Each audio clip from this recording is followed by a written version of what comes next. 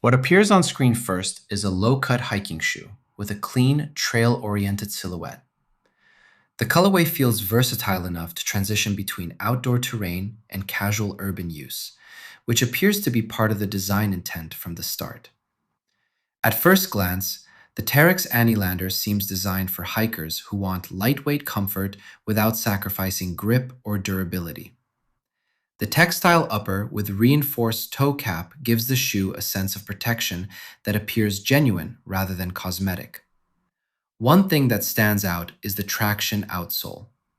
The lug pattern seems engineered for multi-directional grip, handling rocky trails, loose gravel, and light, wet surfaces with reasonable confidence based on user reports. On dry terrain in particular, the traction appears quite reliable.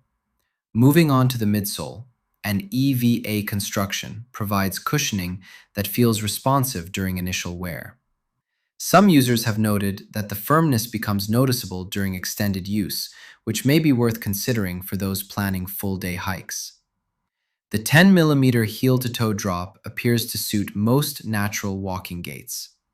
From here, the shoe incorporates recycled and renewable materials as part of Adidas's broader sustainability commitments, a detail that may resonate with environmentally conscious buyers.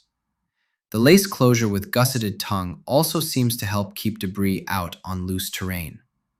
Overall, the experience feels like a competent and accessible hiking shoe at a price point that makes it easy to recommend for lighter trail use. Some users with wider feet may find the regular fit slightly limiting. Depending on the terrain and duration of your hikes, this model appears to offer solid value for the price.